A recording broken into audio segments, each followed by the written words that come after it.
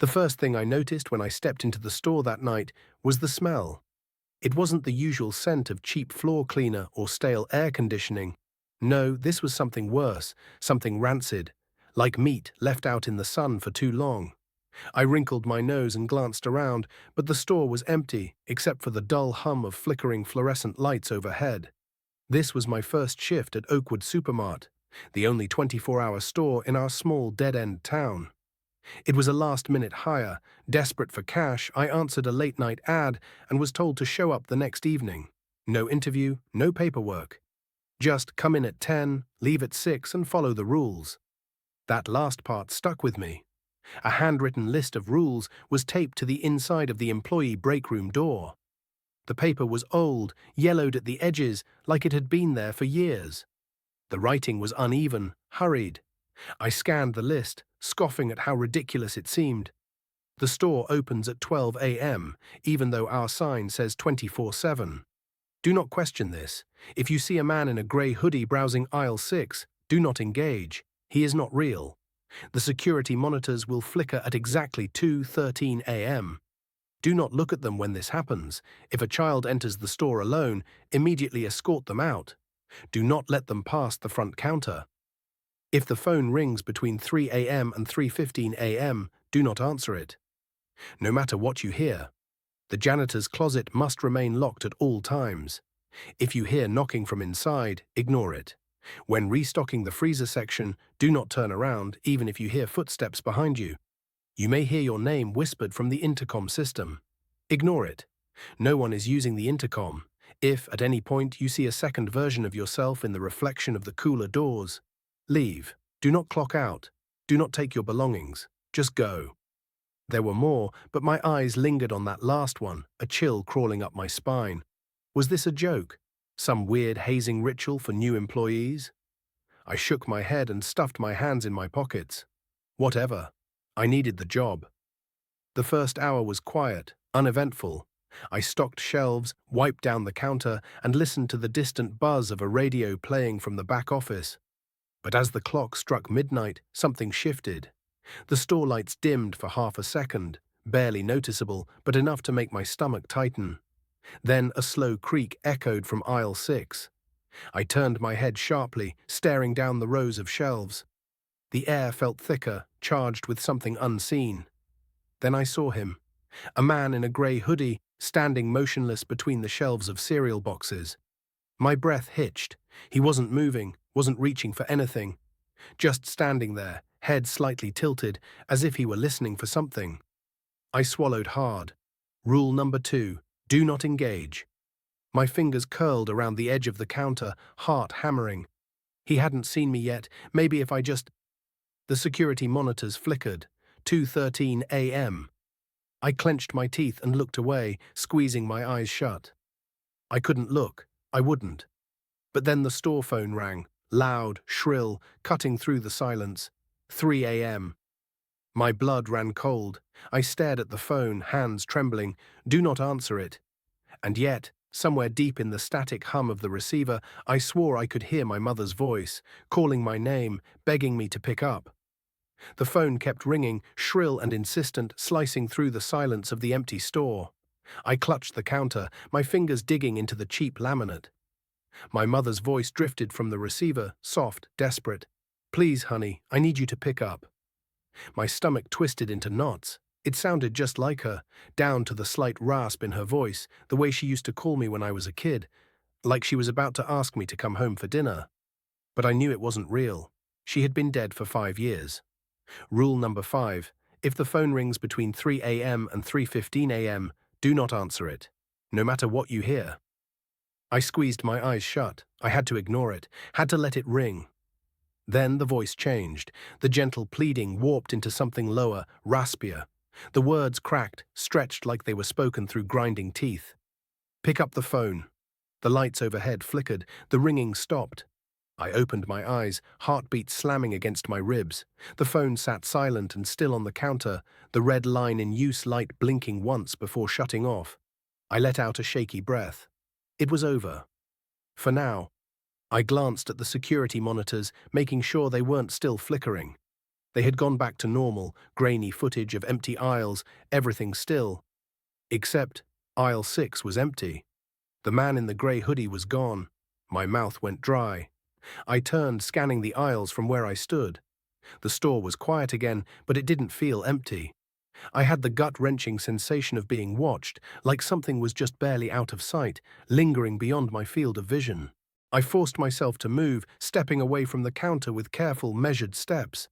I needed to keep my head down, follow the rules, and get through the night. That was all. I busied myself with stocking the freezers in the back, trying to ignore the tension creeping up my spine. The cold air blasted from the open doors, sending a chill through me. I reached for a box of frozen dinners, stacking them neatly on the shelves. Then I heard it. Footsteps. Soft at first, like someone shuffling across the tile behind me. I stiffened, my breath catching in my throat. Rule number 7. When restocking the freezer section, do not turn around, even if you hear footsteps behind you. I gritted my teeth, forcing myself to keep working. It was harder than I thought. Every instinct screamed at me to look, to confirm that I wasn't alone. But I knew that if I did, I wouldn't like what I saw. The footsteps grew louder, closer, a slow, deliberate pace, like whoever, or whatever, it was wanted me to know they were there. My fingers fumbled with the last box. Just a few more seconds, just finish the task. Then, cold breath on the back of my neck. I squeezed my eyes shut. Number. The freezer lights flickered, and then the footsteps were gone. I slammed the freezer door shut, spinning around. Nothing. The aisle was empty. My chest rose and fell in sharp, shallow breaths. I needed a break. Hurrying back to the front counter, I leaned against it, pressing my palms flat on the surface to ground myself. The rules weren't a joke, they were real, and I was just getting started. The clock on the register read 3:47 a.m. A little over 2 hours left. I could do this. I had to.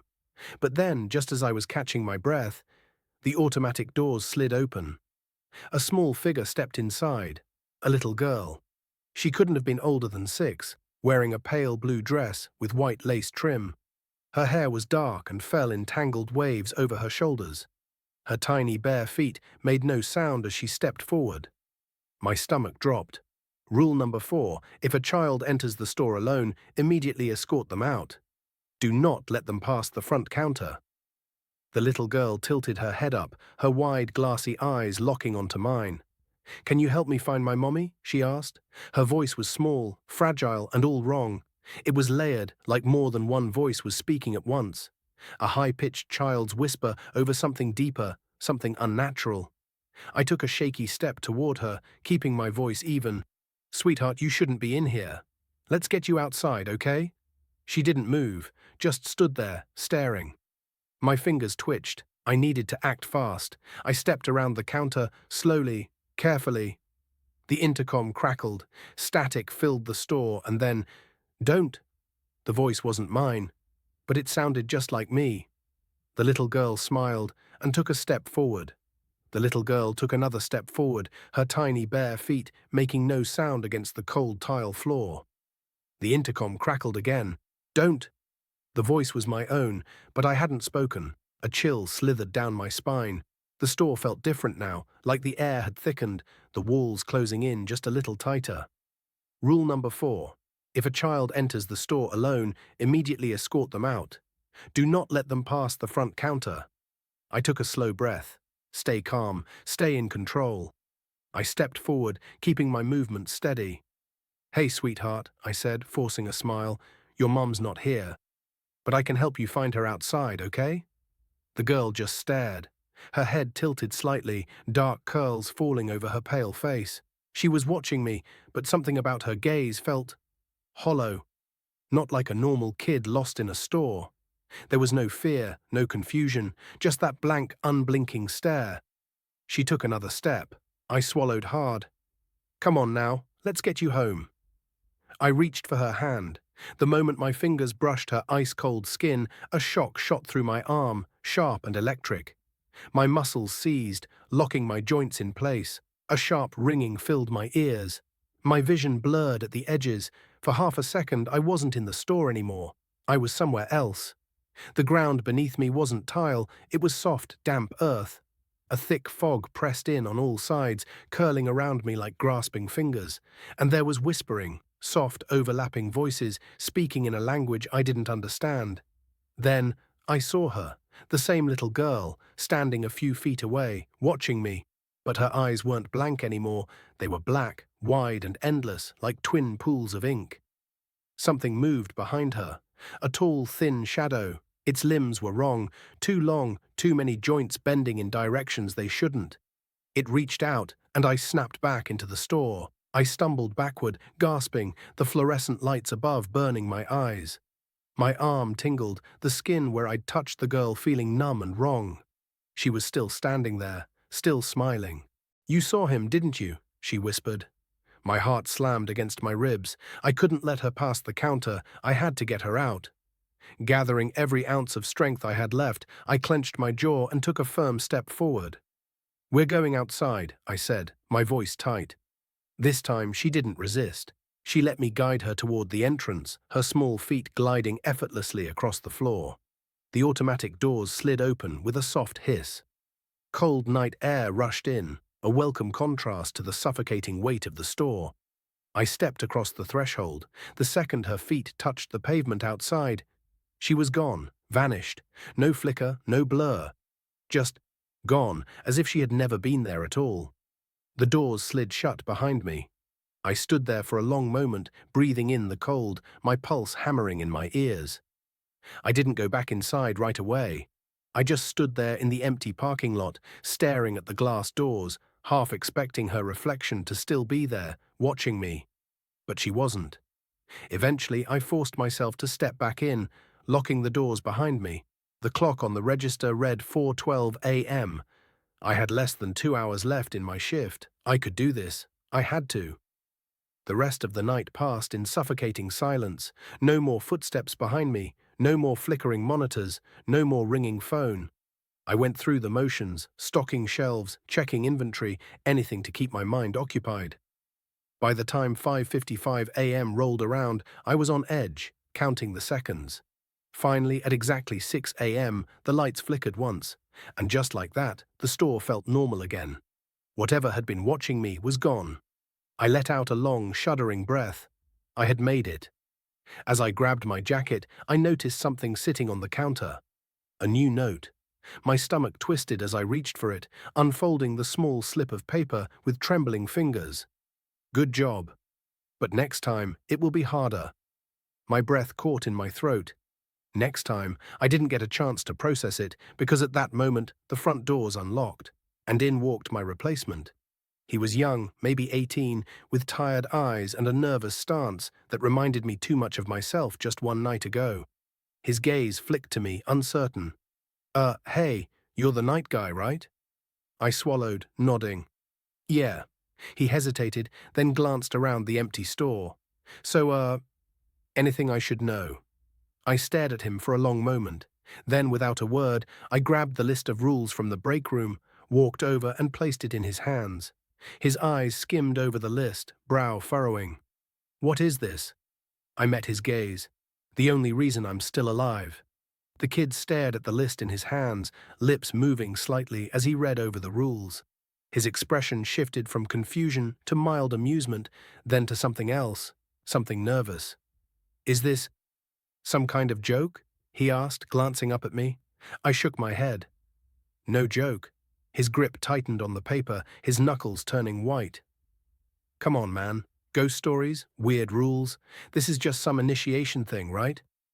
I didn't answer. I didn't have to. Because at that moment, the store lights flickered, just once, barely noticeable. But I saw it.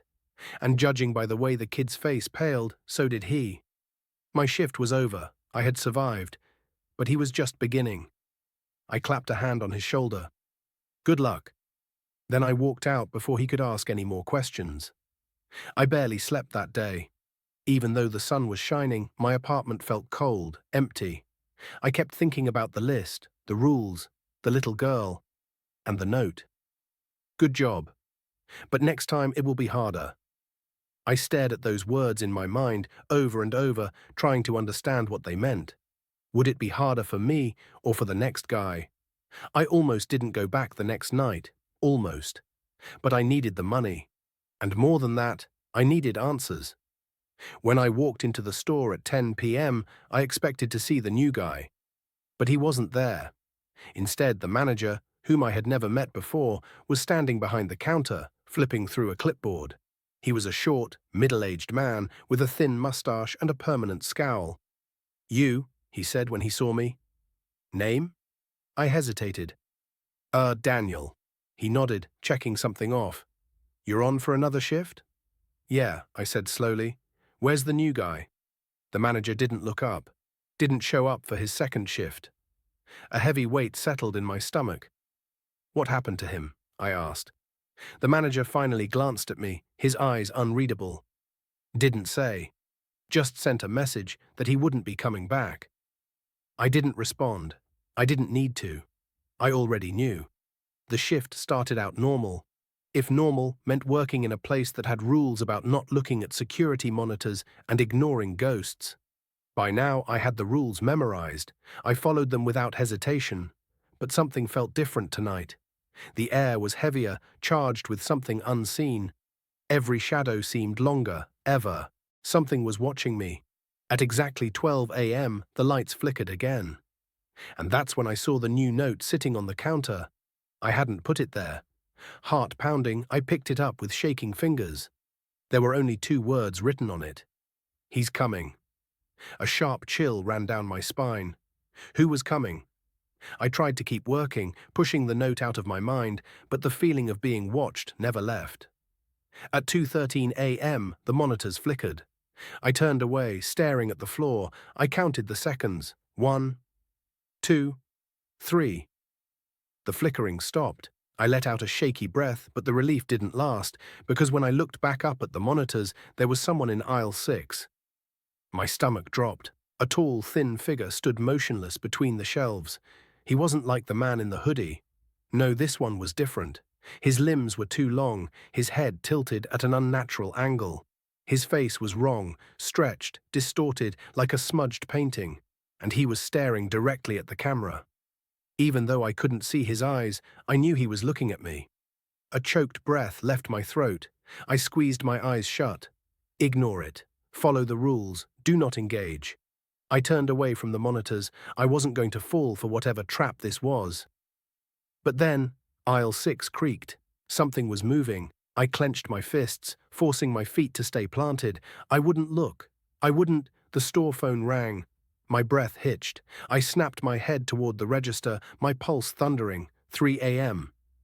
The ringing continued, sharp and relentless. I squeezed my hands into fists. Don't answer it, no matter what you hear. But then, through the receiver, I heard it. A voice. Not my mother's this time, not even human. It was deep, guttural, inhuman, speaking in a voice that felt like it was coming from inside my own skull. "You cannot ignore me forever." I froze. The ringing stopped. Silence. I let out a slow, shaking breath. Then, from behind me, "Daniel." The intercom. Saying my name. The voice wasn't mine, but it sounded just like me. My blood turned to ice. I didn't move. Didn't breathe. A soft tap sounded against the glass of the front doors. Knock, knock, knock. I turned slowly. Through the glass, in the dim glow of the parking lot lights, a tall figure stood just outside, waiting. Watching. His face was smiling, stretched wide and unnatural, and he raised a single hand, beckoning me forward. The figure outside the glass door didn't move. He just stood there, grinning. His face was stretched too wide, his teeth too many, and his eyes... wrong. They weren't eyes at all, just empty, dark pits. Knock, knock, knock. A slow, deliberate rhythm. I didn't move. I didn't breathe. I knew the rules. Rule number 7. If a tall man with a stretched grin knocks on the door, do not acknowledge him. He is not a customer. He is not human. My hands clenched into fists. Ignore him. Ignore him. Ignore him. I forced my gaze away, staring at the register, at the security monitors, anywhere but the glass doors. But I could feel him watching me. The air in the store grew heavier, pressing against my skin like a damp cloth. The fluorescent lights above flickered, casting shadows that stretched too far across the floor. Then, from the corner of my eye, I saw him tilt his head, like he knew I was ignoring him, like he was amused. A whisper scraped against the back of my skull. "Look at me, Daniel." My stomach dropped. That wasn't just a voice, it was in my head. I squeezed my eyes shut. Ignore him, follow the rules, do not acknowledge him. Then came the worst part. He started laughing, a low, wheezing chuckle that seeped through the glass like a leaking gas, filling the store, slipping under my skin. It wasn't human. It wasn't even real laughter. It was mocking. A sound made to mimic laughter, a noise that understood the concept of humor but not the meaning. My breath came in quick, shallow bursts. Just hold on, he'll go away. He has to. The laughter stopped. The silence that followed was deafening. Then, slam. Something hit the glass. My body tensed, but I didn't turn. I wouldn't look. I wouldn't. Slam. The door shook. The entire front window rattled in its frame, but I kept my eyes locked on the floor, gripping the edge of the counter so hard my knuckles went numb. Silence again. Then, finally, the bell above the door jingled. I looked up. The door was open. Cold night air drifted in, curling around my ankles. And the figure? Gone. But the air still felt wrong, like something unseen had just slipped inside. The store lights flickered once, then steadied. I swallowed hard. I had followed the rule. I had survived, but just barely. The rest of my shift passed in a haze of paranoia. Every shelf, every corner, every reflection in the freezers felt off, like something was standing just outside my line of sight. I followed the rules. I stocked the shelves. I ignored the whispers. At 5:59 a.m., the lights flickered one last time. Then, just like that, the weight in the air lifted. Again, I grabbed my jacket, ready to leave, but as I turned toward the front door, a note sat on the counter. I hadn't put it there. My pulse pounded in my ears as I reached for it, my fingers trembling. There were only 3 words written on it. "He's inside now." I dropped the note like it had burned me. My heart thundered in my chest. I whipped around, scanning the store, but there was no one there. The store was empty, completely, utterly empty. Or at least, it looked that way. A chill crept up my spine. I turned back to the note. The words had changed. Right before my eyes, the ink bled into something new. "See you tonight." I didn't wait around. I ran out the door before the store could trap me again.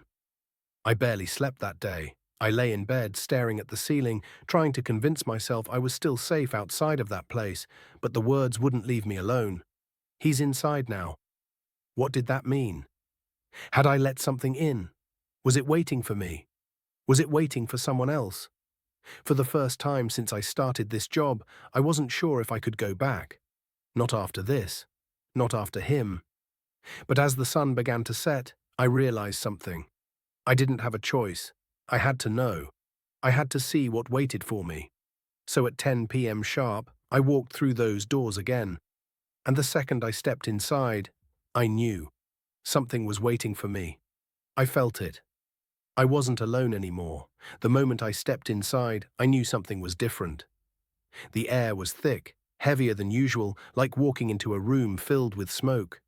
The store smelled different too, stale, metallic, like rusted pennies. Or blood. I hesitated by the entrance, my fingers twitching. The note from last night burned in my memory. "He's inside now." I forced myself to breathe. "It's fine. The rules keep you safe. Just follow them."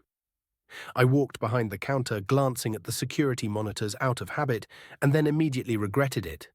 Aisle 3. There was someone standing there, not moving, just standing. At first, I thought it was a customer, but then I noticed he was facing the wrong way. His back was to the camera, standing completely still, arms at his sides. I squinted, trying to make out the details. He was tall, wearing something dark, but his arms were too long, his posture too rigid. A shiver ran down my spine. I turned away from the screen. Ignore it. Follow the rules. Do not engage. I grabbed the list from under the register, gripping it like a lifeline. I ran through the rules in my head. None of them mentioned a man standing in the aisles. I glanced back at the monitor. He was gone. I felt my stomach drop. My gaze darted to the store floor. Aisle 3 was empty. A cold sweat prickled my skin. Number no, no, no. He couldn't have moved that fast. I reached for the intercom phone, considering calling my manager, then stopped. What was I going to say? Hey, there's a tall, creepy thing in aisle 3 that's probably not human. Should I ask if it needs help? I was on my own. Again. The next hour dragged by in a slow, agonizing haze of paranoia. I stocked shelves. I ignored the flickering lights. I didn't look into the freezer doors, just in case something looked back. But the feeling never left. I was being watched. At 1:27 a.m., something new happened. A sound. Not the usual creaks or whispers. This was breathing. Low, deep, wet, right behind me. I turned instantly, heart hammering. Nothing. Just shelves, rows of cereal boxes and canned goods. But the moment I looked away, it was closer. I didn't hear footsteps, no rustling, no movement. Just the breathing, coming from aisle 6. I didn't move, didn't dare. My mind screamed at me to look at the monitors, to confirm what I already knew. He was back. I squeezed my eyes shut. Ignore it. Do not acknowledge him. The breathing stopped, and then a slow, deliberate knock against the shelf. Not loud, just patient. Waiting. My breath hitched. I stayed frozen for what felt like forever. Then, finally, the intercom crackled to life. A voice, my voice, whispered through the speakers. "Turn around, Daniel." I clenched my jaw, forcing my feet to stay planted. I wouldn't listen. I wouldn't. A can fell off the shelf. I jumped, my stomach lurching. The metal clattered to the floor, rolling lazily toward my feet. I forced myself to breathe, staring at it, refusing to look up. Then, a new note slid out from the space between the cans. I swallowed hard. It was folded neatly, as if someone had placed it there just for me. With shaking fingers, I reached down and picked it up. I hesitated, then slowly I opened it. Only 4 words were scrawled across the paper. "He knows you see." My entire body turned to ice. A whisper brushed against my ear. "Run." The store lights flickered violently, and then, from the end of the aisle, a shadow moved. I ran. I didn't care about the rules anymore. Didn't care if I wasn't supposed to acknowledge him. My body just reacted. I sprinted through the aisles, my shoes screeching against something was behind me. I didn't dare look back. I vaulted over the counter, nearly slipping as I grabbed the store phone. My fingers fumbled over the buttons, dialing 911 without thinking. The ringing never started. Instead, a deep guttural laugh seeped through the receiver, that mocking, wheezing chuckle. "You cannot run forever." I slammed the phone down. The laughter didn't stop. It wasn't coming from the phone anymore. It was coming from the store speakers. I was trapped. There was nowhere left to run. The doors wouldn't open until 6 a.m., and I knew if I hid, he'd find me. The laughter swelled, filling every corner of the store, growing distorted, glitching. Then suddenly, silence. The lights shut off completely, pitch black. I couldn't even see my own hands. I held my breath, listening. Aisle 3 creaked, then aisle 5, then right, behind me. Something brushed my shoulder, long bony fingers dragged along my sleeve. I squeezed my eyes shut, every muscle in my body locked in terror. A voice, low, gravelly, right in my ear, whispered, "Tag." I felt my heart stop, the lights snapped back on, and just like that, he was gone. I staggered back, gasping for air. My body was shaking, my fingers tingling from adrenaline. The store looked normal again, like nothing had happened. I glanced at the clock, 5:59 a.m. Then, the bell above the door jingled. I turned, breath still ragged. The manager stood in the doorway, looking at me with mild annoyance. "You good?" he asked. I stared at him, my mind still racing. Was I good? Was I good? I almost laughed, almost cried. I looked back toward aisle 3, empty, completely, utterly empty. But I knew better now. I wasn't alone anymore, and whatever I had let in, it wasn't going to leave, not until it was done playing with me. I barely made it home. The moment I stepped through my apartment door, I locked every deadbolt, shut the blinds, and sat on the couch, gripping my knees like a lunatic. I was shaking, still hearing that laughter, still feeling those bony fingers brush against my sleeve. I had followed the rules. I had ignored the grinning man. I had survived another shift, so why did it feel like he wasn't gone? I didn't sleep that day. Every time I closed my eyes, I saw the note sliding out from the shelf, those 4 horrible words burned into my skull. He knows, you see. Something had changed.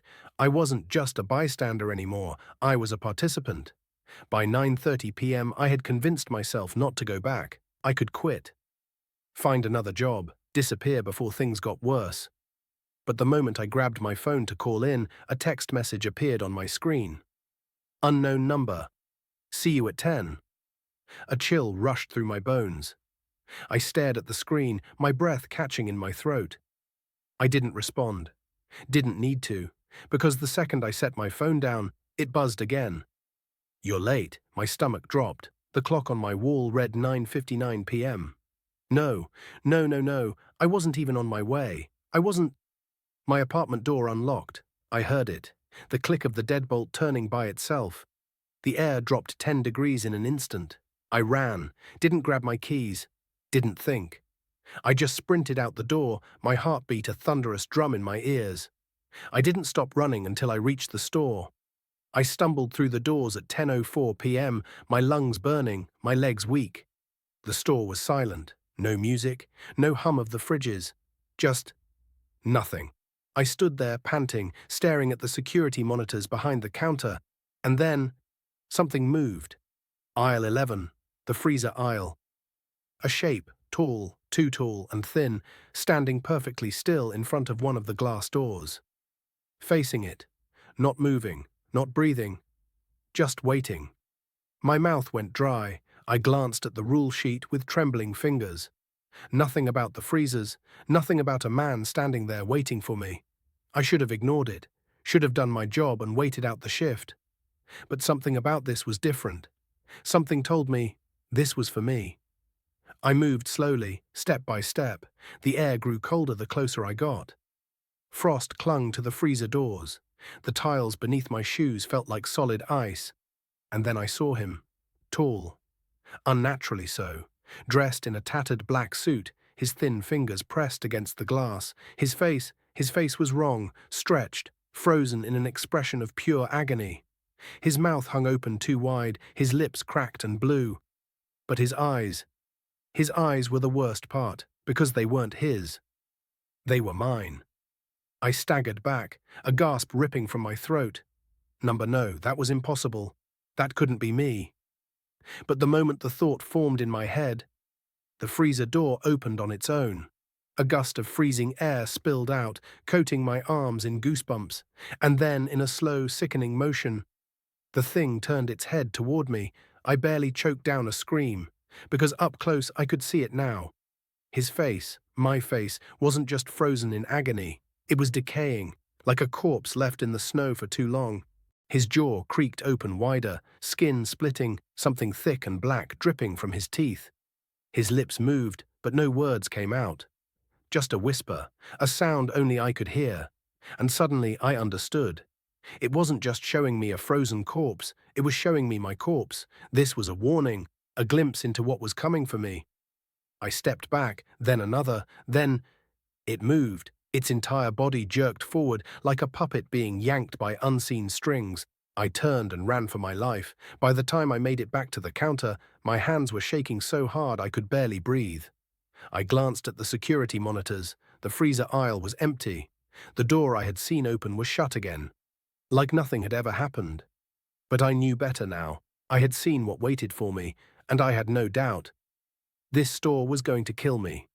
For the rest of my shift, I didn't go near the freezer aisle. I ignored every whisper, every creak, every dark shape moving in the aisles. At 5:59 a.m., I grabbed my jacket, my hands still trembling. The lights flickered, and then the bell above the door jingled. I turned, my heart pounding. But it wasn't my manager this time. It was a customer, a man. Late 40s, dressed in a hoodie, his eyes sunken and tired. He walked up to the counter and slid something toward me.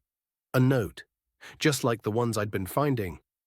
I hesitated, dread curling in my stomach, before unfolding it. Only 2 words were scrawled across the paper. "It's starting." I looked up. The man was gone. Vanished, like he had never been there at all. A cold realization settled over me.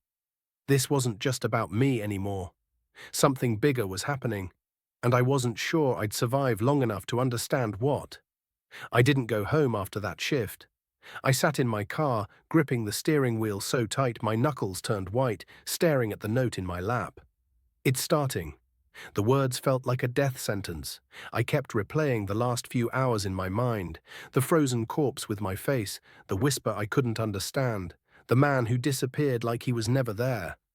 Every part of me screamed to quit, to run, to burn that damn store down if I had to, but I knew it wouldn't matter. Whatever was happening wasn't contained to the store anymore. It had followed me home. It had texted me. It had unlocked my door. I wasn't dealing with a haunted supermarket. I was dealing with something worse, something alive, and it wanted me to keep playing its game. I don't remember falling asleep. I must have passed out in my car at some point because I woke up to my phone buzzing violently in my lap. A text. Unknown number. "Don't be late." I checked the time, 9:42 p.m. My shift started in 18 minutes. I stared at my screen, my breath shallow. If I ignored the text, would it come find me? Would I wake up to my door unlocked again, to something standing at the foot of my bed, staring at me with my own rotting face? I didn't want to find out. With a sinking feeling in my gut, I turned the key in the ignition and pulled out of the parking lot. The store was waiting for me. I felt it the second I stepped inside. The air was heavy, thick, like the entire building was breathing, inhaling me into its lungs. I forced my legs to move, walked behind the counter, glanced at the security monitors, and my stomach dropped. Aisle 6. Someone was standing there, but not just anyone, me. My blood turned to ice. I leaned closer, my breath fogging the monitor screen. It wasn't just someone who looked like me, it was me. Same clothes, same messy hair, same wide, terrified eyes staring directly into the camera. I felt my pulse hammering in my ears. I turned slowly, looking toward aisle 6. Nothing. The aisle was empty, but when I looked back at the monitor, it was closer. Standing at the end of the aisle now, half hidden behind a shelf. I jerked away from the screen, bile rising in my throat. This was wrong. All of this was wrong. I needed to leave. I grabbed my keys, turned toward the door, and then the store speakers crackled to life. The security footage switched to the front entrance, and I saw myself standing outside the doors, staring in. I gasped, stepping back. "Number no, no, no." The me on the monitor, the other me, lifted a hand and pressed it against the glass. I turned toward the doors. There was nothing there, but the moment I looked back at the monitor, the other me was inside, right behind me. "Breathe. Don't turn around. Don't—" A whisper slithered through the speakers, my own voice, distorted, wrong. "You're not supposed to be here." A breath hit my neck, cold, too close. I ran. I sprinted down the aisles, knocking over displays, nearly slipping on the wax tiles. The store lights flickered violently, casting shadows that stretched and twisted like living things. I reached the storage room door, yanking at the handle, locked. A wet, choking laugh echoed through the speakers. The security monitor near the counter buzzed, switching feeds. Aisle 3, the other me. Too wide, too full of teeth. I pressed myself against the storage room door, my mind screaming for a way out. Think, damn it. Think. The rules. I had followed them before. They had saved me. But what do you do when the thing breaking the rules is you? Another laugh. Closer, I scanned the store in panic. The freezers, the corpse, the whisper. It had shown me something last night. A warning? A solution? A shiver ran down my spine. There was only one way to find out. I ran, straight for aisle 11. The air plunged into freezing temperatures as I reached the freezers. My breath curled in front of me in white clouds. And then, I saw it. The corpse was still there, still me, still frozen, still staring at me with wide, rotting eyes. I swallowed back my terror and grabbed the handle. "You don't want to do that." The voice came from behind me. I turned my head slightly, not letting go of the freezer door. It was there, the other me, close enough to touch. It smiled, its lips splitting at the corners. Black ichor dripped from its gums, splattering against the tiles. "Let's trade places," it whispered. My fingers tightened around the freezer handle. "No." The thing tilted its head, then it lunged. I yanked the freezer door open, a blast of icy air exploded outward, and the corpse inside moved. It grabbed me. I screamed, thrashing as frozen fingers locked around my wrist, pulling me toward the frozen void. And then, the world flipped inside out. I was on the floor, gasping, shaking. The freezer was shut. The store was quiet. I staggered to my feet, my head spinning. The thing, the other me, was gone. Had I trapped it? Had I broken whatever twisted rule it had been following? I didn't know. I didn't want to know. All I knew was that when the morning shift worker walked in at 6 a.m., I was still standing there, staring at the freezer. She blinked at me. "Dude, are you okay?" I turned slowly, and for the first time I didn't know how to answer. Because something felt wrong, like a part of me had been left behind. I went home after that, locked my doors, closed my blinds, and for the first time in weeks I slept. But when I woke up, there was a note on my nightstand, 4 words. "You're on the wrong side." I stared at the note for a long time. The words were scribbled in my own handwriting. "You're on the wrong side." I wanted to believe it was a joke, a prank, my sleep-deprived brain playing tricks on me. But I knew better. I could still feel it. That heavy, wrong sensation in my chest, like something had shifted inside me. Like I wasn't entirely myself anymore. I ran to the bathroom, flicked on the light, and stared into the mirror. Everything looked normal. My skin was the same. My eyes were still brown. My reflection moved when I moved. But something was off. I leaned closer. My breath fogged up the glass, and for a split second, just a fraction of a second, my reflection didn't blink when I did. I staggered back, knocking over my toothbrush holder. "Number no, no, no." I squeezed my eyes shut, trying to steady my breathing. I was imagining things. I had to be. Right? I didn't go to work that night. I sat on my couch, phone in hand, debating whether to call my manager. Would she even believe me? Would anyone? I didn't have proof, just a gut feeling that something was horribly, irreversibly wrong. And then my phone buzzed. A text. "Unknown number. Your shift starts in 10 minutes. I didn't respond. Another text. "Come back. You have unfinished business." My stomach clenched. I turned my phone off and tossed it across the room. I wasn't going back. I wasn't playing whatever sick game this place was running. But then, my apartment lights flickered, the air turned cold, and from the hallway outside my door, I heard a familiar voice. My voice. "Let me in." I stopped breathing. The voice was identical to mine. Not just similar, exactly the same. Calm, even, like I was talking to myself through the door. "I know you're in there," it said. "You shouldn't have run." I took a step back, then another. A shadow passed under the doorframe, my own silhouette. It knocked. 3 times. Software. Patient. Then it spoke again. "You don't belong here anymore." I ran. I didn't stop running until I reached the store. I didn't know why. Didn't know what I thought I was doing. All I knew was that something was hunting me, and if I didn't find answers now, I wouldn't get another chance. The store was dark when I arrived. No music. No flickering fluorescence. Just rows of silent aisles stretching into the blackness. I stepped inside. The door shut behind me, and the rules list was waiting on the counter. I swallowed, reaching for it with trembling fingers. Something had changed. A new rule had been added. Rule number 12. If you feel like you're in the wrong place, you probably are. Do not trust your reflection. A chill crawled up my spine. I turned toward the convex security mirror near the ceiling, and my reflection wasn't looking at me. It was staring at the note in my hands. Then slowly, so slowly, it smiled. I dropped the note and ran toward the back room. I don't know what I expected to find. Maybe some proof that I wasn't crazy. Maybe another note. Maybe the frozen corpse version of myself waiting in the freezer again. But when I stepped into the storage room, I found him.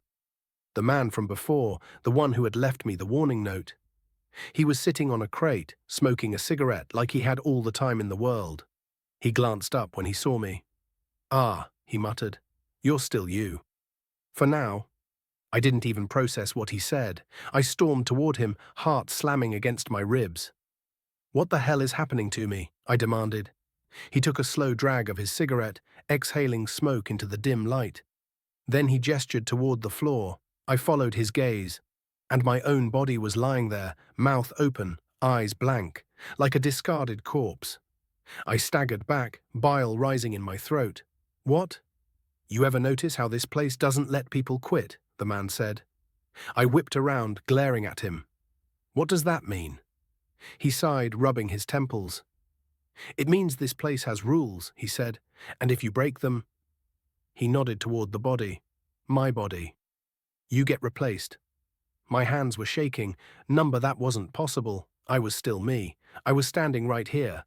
But when I looked down at myself, at my hands, the skin was paler than I remembered. My fingers were too long, the nails too sharp, and in the reflection of a metal shelf beside me, my face wasn't mine anymore. Panic clawed up my throat.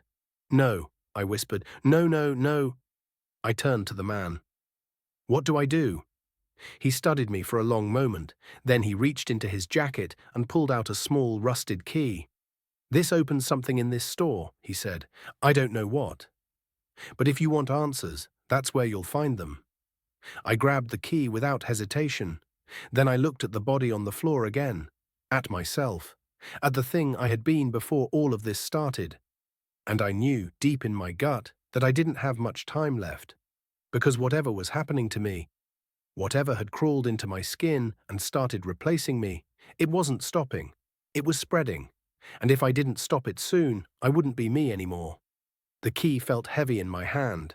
It was old, rusted, its metal surface stained with something dark. I didn't want to know what. I didn't want to think about the fact that I was standing over my own body, looking down at myself like a discarded puppet. But I couldn't ignore it. Not anymore. The store wasn't just haunted. It wasn't just a trap. It was a machine, a living, breathing thing that swallowed people whole and spit out something else in their place. Something wrong. Something twisted. And I was next. The man, the only other person who seemed to understand what was happening, took one last drag of his cigarette before stomping it out beneath his boot. "You don't have much time," he muttered. I gripped the key tighter. "What does it open?" He exhaled sharply through his nose. "Dunno. The store doesn't like making things easy. But whatever's behind that lock, it's the only chance you've got." I glanced down at my hands, at the not quite right fingers. The skin felt thinner now, like something beneath it was shifting, something that wasn't me. I swallowed hard and turned on my heel, sprinting out of the storage room. I searched the store like a madman, every lock, every door, every hidden place. The bathrooms, nothing. The cash office, nothing. The freezer section, number not going back in there. Time was slipping through my fingers. I could feel it, the way my mind felt foggy, like I was trying to hold on to thoughts that didn't belong to me. Then, I saw it. A door at the very back of the store, one I had never noticed before. There was no sign on it, no label, just dark metal set into the wall like a scar, and a rusted keyhole. I didn't hesitate. I shoved the key in, twisting it, click. The door swung open, and the world lurched sideways. I was falling. Or maybe I was sinking. The air felt thick, like I was being pulled through something dense and heavy. Shapes twisted around me, aisles stretching too far, products rearranging themselves, flickering lights that pulsed like veins. I tried to scream, but my voice came out wrong, like static on an old radio. Then, suddenly, it stopped. I was somewhere else, a place that looked like the store, but wasn't. The aisles were warped, stretching into infinity. The ceiling was impossibly high, lost in swirling blackness, and the rules list, the same one that had been haunting me since my first shift, was nailed to the far wall, written in something that dripped like tar. I stumbled forward, my footsteps echoing too loudly, and then I saw them, the others, dozens of them, people in Supermart uniforms standing in a line down the aisle. Their faces were mine, All of them, frozen in identical vacant smiles. I stopped breathing. Something cold crawled down my spine. They weren't real. They couldn't be. But their voices were inside my head, threading through my thoughts like maggots burrowing into flesh. You belong here now. Let us in. Let us out. The ground rippled beneath me like a liquid surface struggling to hold its shape. I staggered back, my head spinning. No, I wasn't staying here. I wasn't becoming one of them. I turned, ready to run. But then something grabbed my arm, and I wasn't fast enough. I was yanked backward with impossible strength. The air around me tore apart, like I had stepped through a second invisible doorway, and suddenly, I was back. Back in the store. Back in my body. But something wasn't right. The lights flickered, the intercom buzzed. I turned slowly and saw the security monitors near the counter. Saw myself on the screen, standing in the aisle. But I wasn't moving. The other me was. It turned its head toward the camera and grinned. I felt cold, like something had been ripped out of me and replaced with something else. Something wrong. I stumbled forward, gripping the edge of the counter. My reflection in the convex mirror overhead didn't match my movements anymore. I opened my mouth, and a second voice whispered from inside me. Almost there. My vision blurred, my heartbeat slowed, and in the distance I heard the sliding doors hiss open. The morning shift had arrived. My replacement. I turned my head, watching as a new worker stepped inside, looking around with the same confusion I had once felt. He saw me. I forced a smile. The rules list was already on the counter, waiting for him. He picked it up, scanning the rules, his brows furrowed. Wait, what's... I grabbed his wrist before he could finish. His skin was warm, real. He flinched. Dude? I leaned closer, and for the first time I understood. The store wasn't the trap. I was. I felt something shift inside me, something settling into place, something waking up. I let go of his wrist, smiling. Welcome to the night shift, I whispered. And behind me, the freezer door creaked open.